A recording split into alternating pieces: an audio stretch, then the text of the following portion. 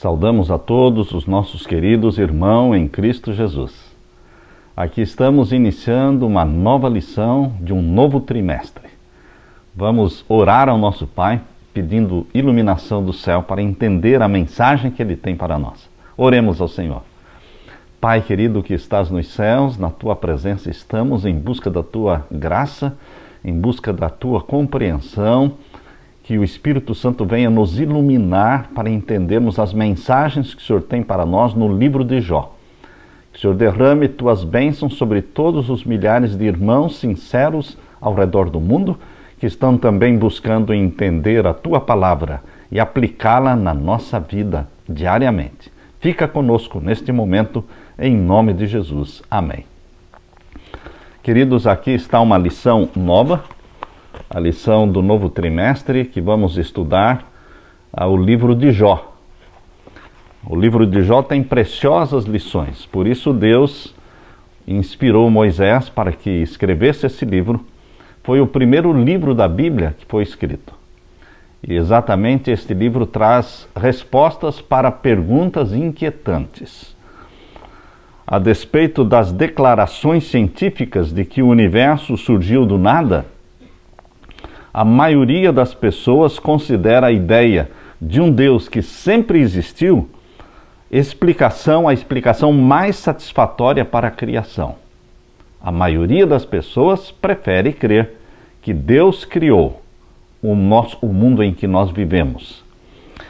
Se Deus é amor, se Deus é bondade, se Deus é misericórdia, se Deus é tudo o que existe de bom, então surge a pergunta inquietante: se Deus é amor, por que existe tanto sofrimento? O livro de Jó, ele trabalha em cima da resposta a esta pergunta. O livro de Jó retira o véu e revela a realidade espiritual, além dos nossos sentidos e dos limites da ciência. Algo que está muito longe de nós e ao mesmo tempo está muito perto da nossa vida. Jó mostra que o natural e o sobrenatural estão ligados de uma maneira inseparável. Jó é uma representação dramática de um princípio apresentado na advertência de Paulo quando escreveu aos Efésios capítulo 6 e o verso 12. Efésios capítulo 6, verso 12, Paulo diz assim: porque não temos que lutar contra a carne e o sangue, mas sim contra os principados, contra as potestades, contra os príncipes das trevas deste século, contra as hostes espirituais da maldade nos lugares celestiais. Paulo deixa muito claro que a nossa luta não é contra seres humanos iguais a nós, e sim contra seres sobrenaturais, contra o príncipe das trevas, contra Satanás. E o livro de Jó deixa isso muito claro. Embora o livro de Jó seja a história de um homem, ele também é a história de todos nós, pois todos sofremos de um modo que muitas vezes não faz sentido. A história dos 4 homens, 4 amigos de Jó, que foram também até ele para confortá-lo, reflete a nossa situação, pois quem entre nós já não tentou lidar com o sofrimento humano que temos visto ao nosso redor? Se limitarmos o livro de Jó às tentativas humanas de compreender o seu sofrimento, deixaremos de entender um ponto fundamental. A história se dá no contexto de um grande conflito entre Cristo e Satanás. E só poderemos entender o sofrimento humano no contexto do grande conflito entre Cristo e Satanás. O livro de Jó mostra a razão para viver num mundo de maldade e como devemos lidar com as perguntas inquietantes. A lição número 1 tem como título O Fim. Que tipo de fim você espera para a tua vida?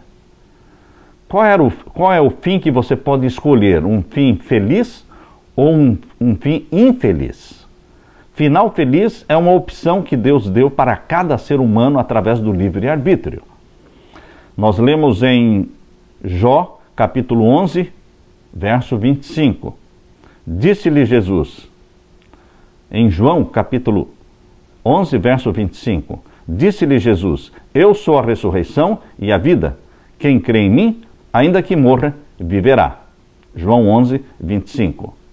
Jesus Cristo é vida. Ele não permite que o cristianismo termine em morte, em tristeza, em fracasso. Ele é a ressurreição e a vida. Ele tem as chaves da sepultura.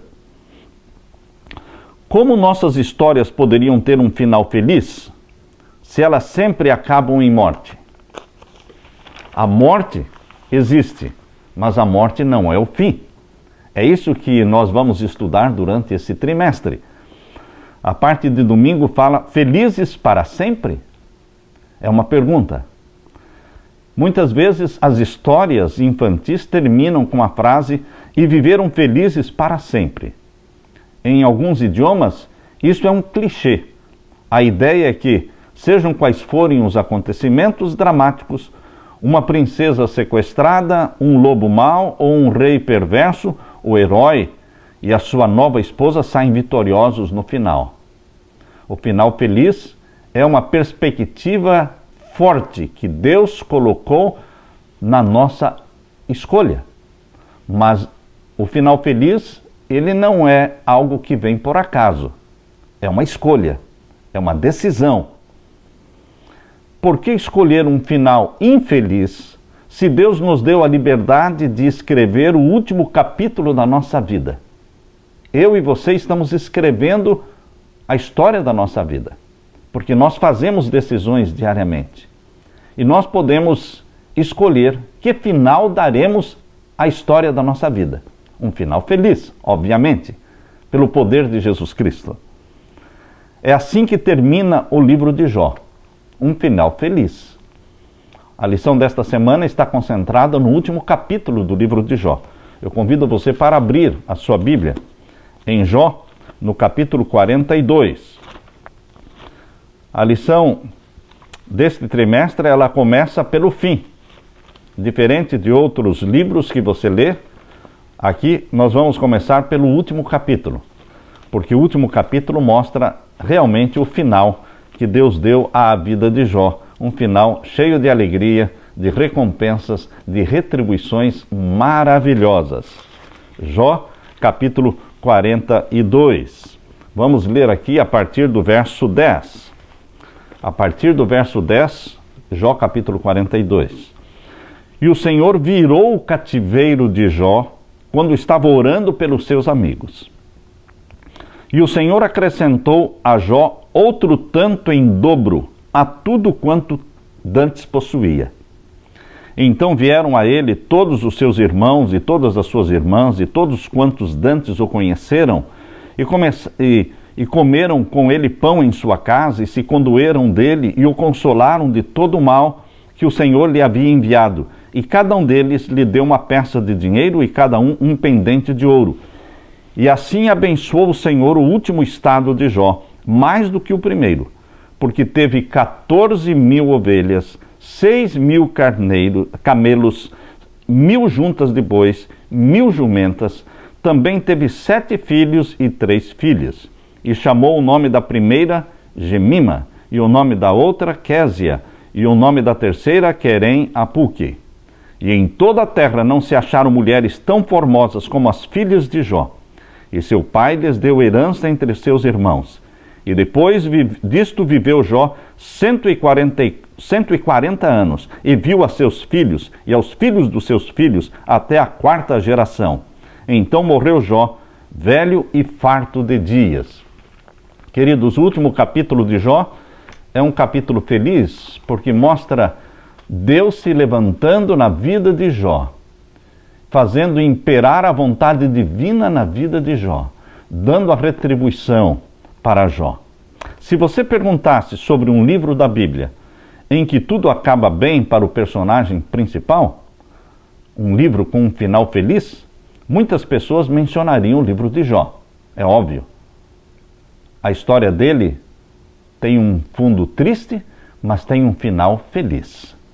Aquele homem que tinha tanta certeza da sua morte, ele viveu 140 anos mais. Depois da sua cura, depois da sua restauração, viveu mais 140 anos.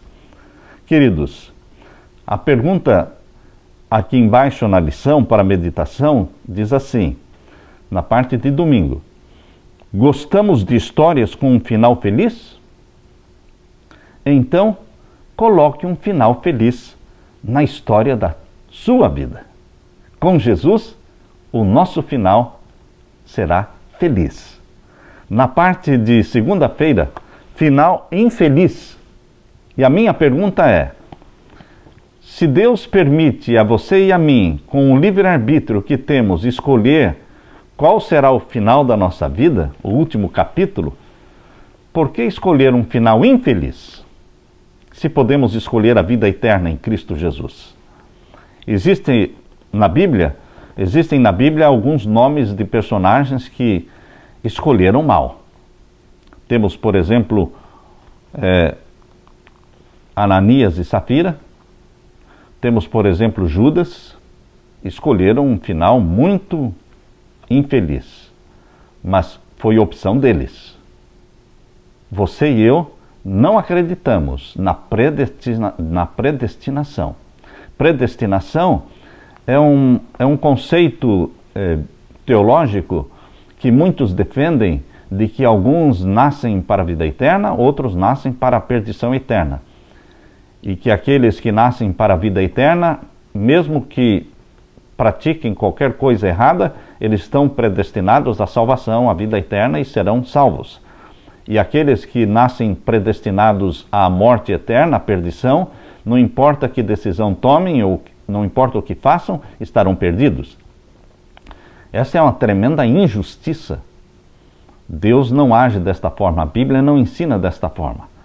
Você nasce para ser salvo em Cristo Jesus. E você pode escolher a morte do Cordeiro de Deus, que tira o pecado do mundo, para que ele tire também o pecado da tua vida e o seu final seja feliz. É uma opção, é uma escolha que você faz em nome de Jesus. Qual foi o fim dos seguintes personagens que a Bíblia aqui menciona? Aqui temos na lição de segunda-feira o exemplo de Abel, o primeiro mártir, que foi morto pelo seu irmão Caim. Aqui vemos claramente a decisão de Caim em se rebelar contra Deus. Ele maltratou a Deus, ele respondeu de uma forma desrespeitosa a pergunta que Deus fez: onde está o teu irmão? Ele disse: por acaso eu sou o guardador do meu irmão? Caim escolheu o mal. Caim escolheu se tornar uma possessão do espírito maligno de Satanás. E matou Abel. Mas Abel morreu como um mártir, o primeiro mártir. Está salvo em Cristo Jesus, um final feliz. Outro final feliz temos na história de Urias. Urias foi traído pelo seu amigo rei Davi. E ele morreu por uma decisão do rei Davi. Mas, queridos, Urias, ele, embora tenha morrido na batalha por traição de Davi, ele tem um final feliz, porque ele foi um servo fiel, honesto, sincero. E a morte não é nada mais do que um sono que será despertado pela voz do nosso querido Jesus, e será despertado do sono para a vida eterna. Este será o final feliz de Urias. Outro que escolheu mal e que está na lição de segunda-feira é o sacerdote Eli. Eli viveu de uma forma, ele era um sacerdote ungido por Deus, mas ele agiu muito mal na educação dos seus filhos, Ofni e Finéias, e Eli, infelizmente, perdeu-se juntamente com Ofni e Finéias. Os três morreram no mesmo dia. Um final muito infeliz para um sacerdote ungido por Deus. Mas foi a opção dele. Nós temos a história também do rei Josias. Um rei tão bom, mas que fez uma decisão errada. Viveu uma vida de serviço e de obediência a Deus, mas no final da vida fez uma decisão errada. Mas graças a Deus, a Bíblia diz que ele fez o que era reto aos olhos do Senhor. Deus não vai julgar o rei Josias por um ato isolado. Deus não faz assim. Deus somente julga uma pessoa por um ato isolado se for para salvar a pessoa. Mas, se for para considerar um ato isolado na tua vida, um ato isolado que resultará na tua perdição, Deus não vai julgá-lo por esse ato isolado. Deus nos julga de forma que Ele está torcendo pela nossa salvação. Por isso, a decisão errada de Josias no final da sua vida não lhe tirou a salvação. O curso da vida, Deus nos julga pelo curso da nossa vida. E o rei Josias teve um curso abençoado, dirigido por Deus em serviço e obediência a Deus. Ele vai ter um final feliz, porque haverá uma ressurreição. Eu sou a ressurreição e a vida. Ele ressurgirá para a vida eterna. Judas teve um final infeliz, opção dele. Viveu 3 anos e meio com Cristo, presenciando os milagres realizados por Jesus, ouvindo os mesmos sermões. E por que ele tomou uma decisão errada? A decisão errada de Judas não foi o último ato isolado da vida dele. O curso da vida de Judas foi um curso de vida para o mal, inclinado para o mal. Ele era ladrão, ele roubava o dinheiro da bolsa, ele era o tesoureiro do grupo dos discípulos e ele roubava o dinheiro. Ou seja, não é um ato isolado, é um mau caráter que não se deixou transformar pelo Espírito Santo, embora vivendo na companhia de Jesus. Ananias e Safira também fizeram uma decisão errada e tiveram um final infeliz quando mentiram para Deus. O final feliz não é definido pela vida longa ou curta que nós vivemos, nem por uma decisão isolada. Decisões isoladas, erradas, Abraão teve, ele mentiu. Moisés teve, ele matou um egípcio. Muitas pessoas que estão salvas fizeram decisões erradas, mas foram decisões isoladas. Mas o curso da vida delas foi na direção da obediência, na direção da submissão a Deus. E houve arrependimento, houve confissão. E quando há arrependimento e confissão, o final é feliz. Bendito seja esse Deus maravilhoso. Na parte de terça-feira, restauração parcial. Restauração parcial ou restauração plena? Jó foi restaurado, viveu mais 140 anos depois da sua restauração, mas finalmente ele morreu. Seus filhos foram, os novos filhos, ele ganhou mais 7 filhos e 3 filhas, 10 ao todo, mas eles também morreram. Lázaro foi ressuscitado pelo nosso Senhor Jesus, mas ele morreu de novo. Tabita foi ressuscitada, mas também morreu. Queridos, a restauração que temos nesta vida, nesta terra, é uma restauração parcial. Mesmo os que são curados de um câncer, mesmo aqueles que são curados de qualquer doença, eles continuam envelhecendo e finalmente um dia morrerão. A restauração é parcial. Restauração plena somente em nome de Jesus e na volta de Jesus. Sim, teremos uma restauração plena. A história de Jó termina num tom positivo, em comparação com a história de outros personagens bíblicos e muitas vezes de outras pessoas em geral. Sempre existe no final feliz da vida das pessoas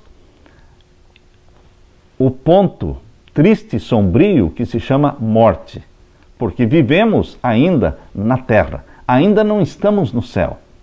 No céu não haverá lágrimas e nem morte e nem tristezas, mas aqui nós ainda, mesmo salvos em Cristo, podemos experimentar a morte. Porém, o final da nossa vida será um final feliz. Pelo que sabemos, Jó nunca conheceu as razões por trás das calamidades que lhe sobrevieram. Hoje, quando estudamos o livro de Jó, nós entendemos todo o cenário que está por trás, o pano de fundo do conflito entre Cristo e Satanás. Nós entendemos hoje muito bem este conflito, porém Jó não tinha este conhecimento que você e eu temos. Então provavelmente Jó morreu sem entender o conflito. O que dizer das cicatrizes que Jó sofreu e carregou pelo resto da sua vida por ter perdido os 10 filhos, os 10 primeiros filhos, 7 filhos e 3 filhas, eles morreram. Veja a cicatriz, a tristeza que ele carregou no seu coração pelo resto da vida. Mesmo Deus retribuindo e dando outros 10 filhos para ele, mas nós podemos imaginar o sofrimento de Jó. De certa forma, o final da história de Jó pode ser entendido como um símbolo da nossa vida e da tua vida. O final da vida de Jó é um prenúncio da grande esperança da restauração plena que um dia ocorrerá, de uma restauração completa que virá em nome de Jesus. De acordo com a primeira carta de Paulo aos Coríntios, capítulo 4, verso 5, nesta vida algumas coisas permanecerão sem resposta, incompletas e não realizadas. Esse texto que iremos ler, primeira carta de Paulo aos Coríntios, capítulo 4 e o verso 5. Abra sua Bíblia. A primeira carta de Paulo aos Coríntios, capítulo 4 e o verso 5.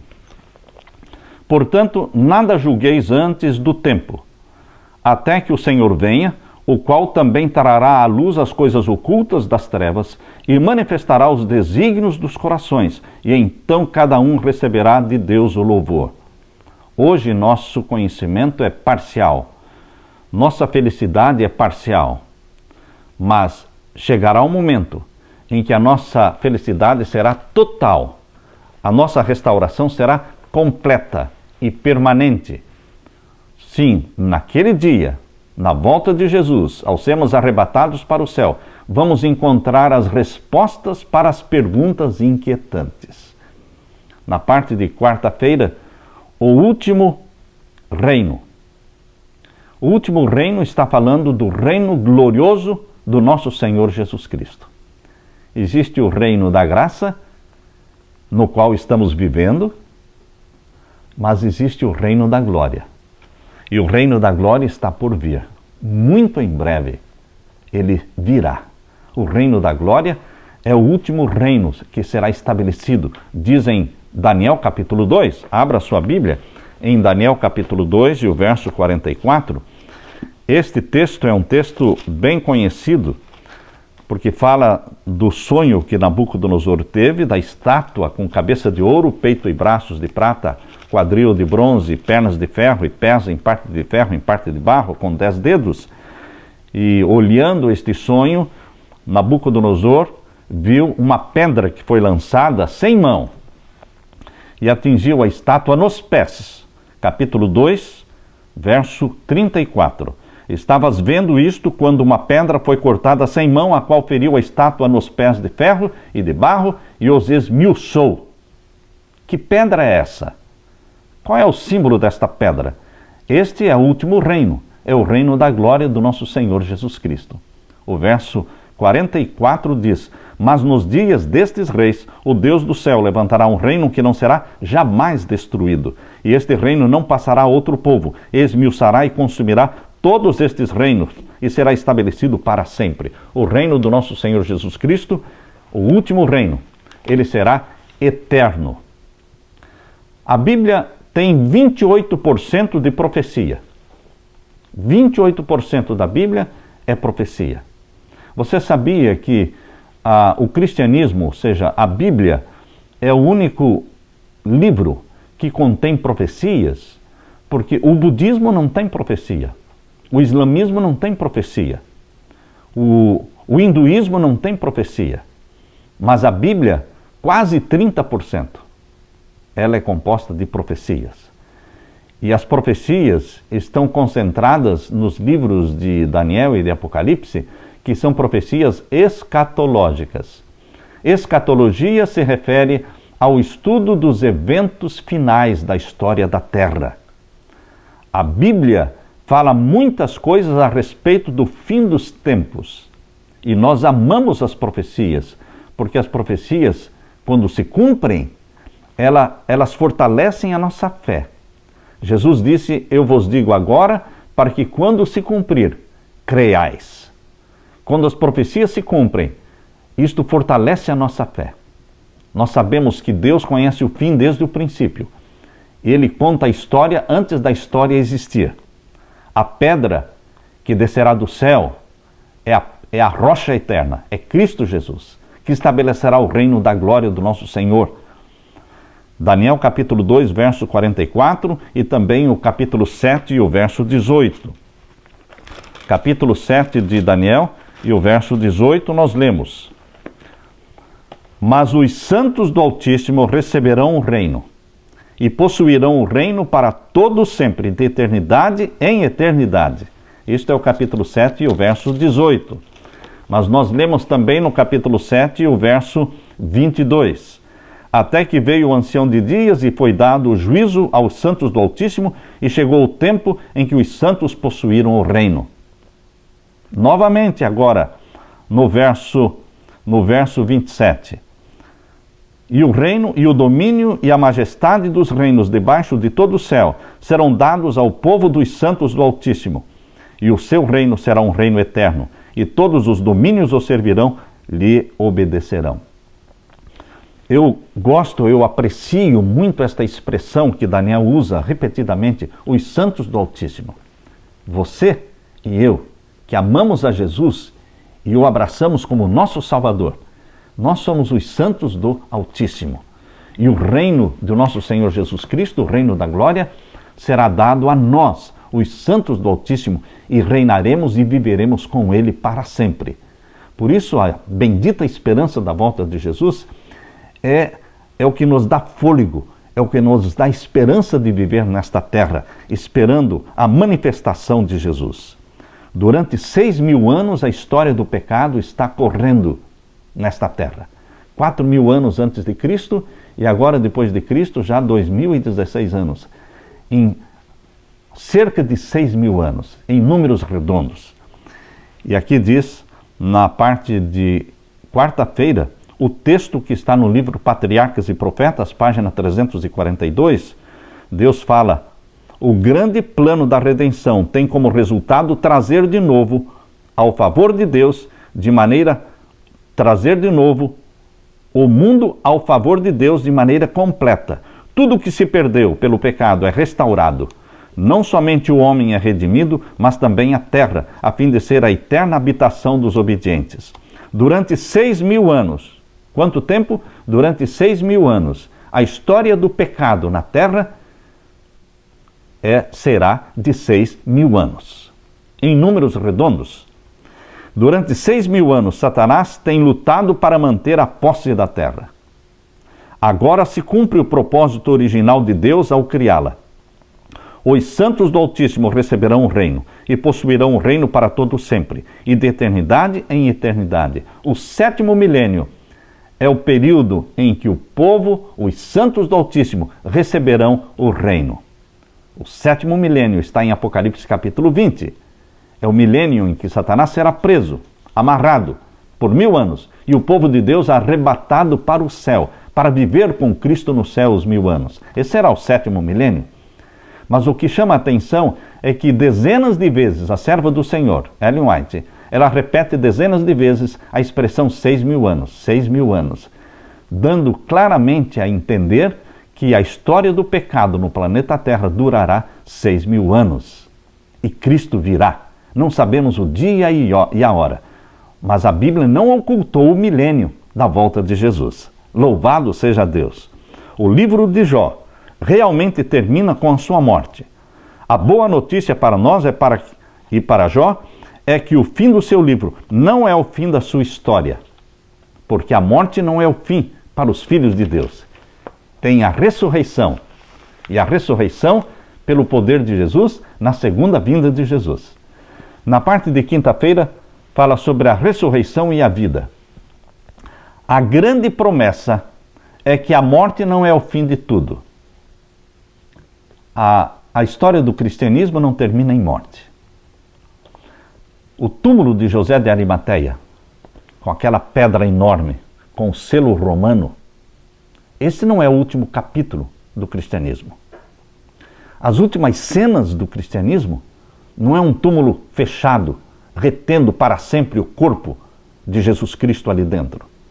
Não, o último capítulo é um túmulo sendo aberto, uma pedra enorme sendo rolada pelo poder do anjo que desceu do céu.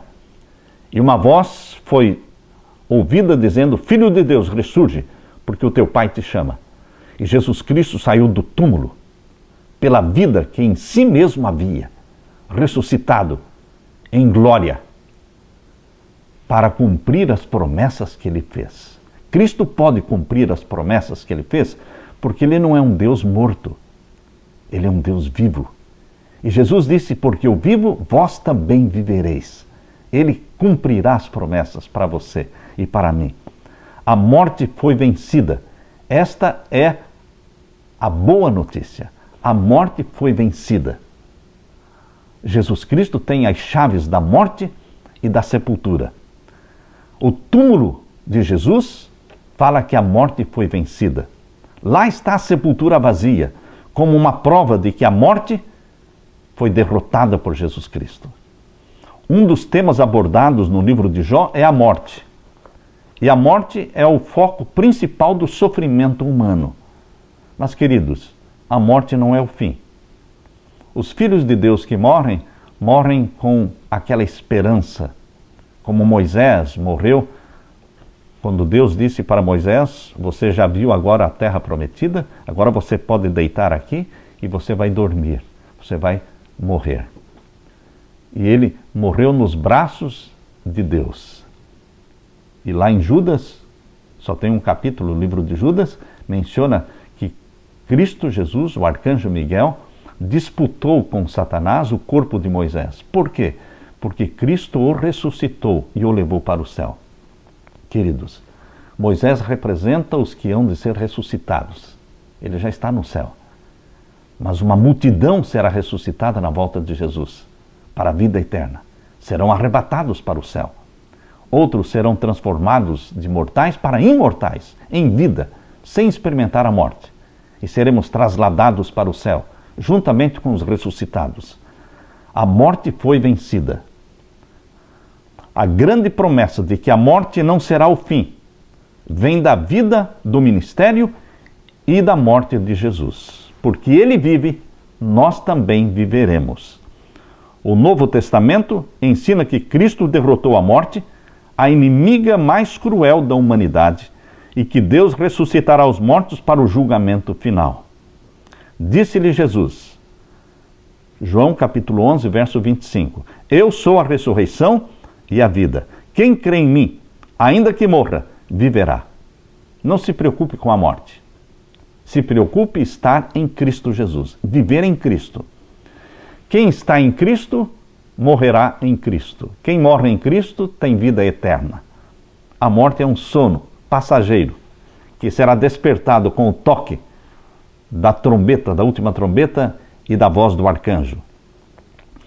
Na parte de sexta-feira, o Antigo Testamento, o Novo Testamento, mais o Espírito de Profecia, com mais de 50 livros. Tudo isso é luz divina, luz celestial, derramada sobre nós, colocada, a luz colocada à nossa disposição. A parte de sexta-feira está abordando um tema que tem o título de revelação progressiva. Vocês sabem que a revelação progressiva não é entendida por todos. Os judeus não entenderam a revelação progressiva. Os judeus não entenderam que o santuário da terra não era o foco principal. O foco principal é o santuário do céu. O santuário da terra era somente uma cópia, uma ilustração passageira, temporária, até que viesse Cristo Jesus e inaugurasse o santuário do céu, que é eterno. Eles não entenderam a revelação progressiva de Deus, por isso não entenderam a doutrina do santuário celestial. Isto ocorreu em Daniel capítulo 9, na última semana das 70, houve ali a transição no capítulo 9, verso 24, mostra a transição do santuário da terra para o santuário do céu. quando Cristo ungiria o Santo dos Santos do Santuário Celestial. Cristo inaugurou o Santuário Celestial. Isto é revelação progressiva. Eles não entenderam. Queridos, a revelação progressiva não parou com Moisés. A revelação progressiva não parou nem mesmo com Jesus na terra. Jesus disse: muita coisa eu tenho para vos dizer, mas não podeis suportar agora. Então Jesus não falou tudo o que queria falar.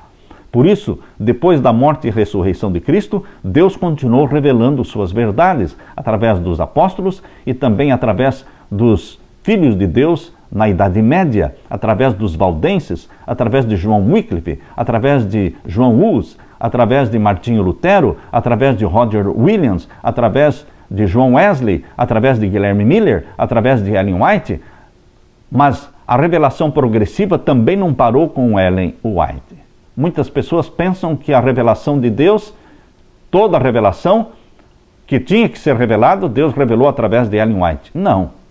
A revelação progressiva de Deus não parou com ela, não parou hoje e não vai parar nunca. A revelação progressiva de Deus continuará de eternidade a eternidade. Por todos os tempos, no céu, na nova terra e no novo céu, nós continuaremos descobrindo verdades e mais verdades. A ciência do amor de Deus. A revelação da verdade é progressiva, diz aqui, e apesar da grande luz a nós concedida neste tempo, ainda há muito que aprender. Ellen White nos diz: a multidão de remidos percorrerá um mundo após o outro, e grande parte de seu tempo será empregada em perscrutar os mistérios da redenção. E por toda a extensão da eternidade, este assunto estará constantemente se desdobrando à sua mente. Creia na revelação progressiva de Deus. Hoje você e eu poderemos entender melhor as profecias do que há 100 anos atrás. Verdades presentes há 100 anos atrás já não são mais tão presentes, mas Deus tem verdades presentes para o dia de hoje. E Deus ajuda a entender a mensagem da verdade presente exatamente quando ela se torna mensagem presente. Porque são acontecimentos proféticos ocorrendo em nossos dias diante dos nossos olhos. Revelação progressiva é o plano de Deus. No passado, com o Antigo Testamento, no Novo Testamento, com o Espírito de profecia e por toda a eternidade, crescendo no conhecimento do Senhor. Um conhecimento sem fim, estudando o mistério da piedade, entendendo o amor de Deus, a graça do nosso Senhor Jesus Cristo. Que Deus derrame luz celestial sobre você.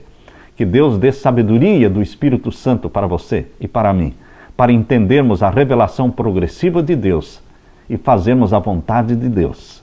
Que Deus te console, que Deus te anime com a esperança da ressurreição e da vida eterna em Cristo Jesus. Amém? Deus te abençoe.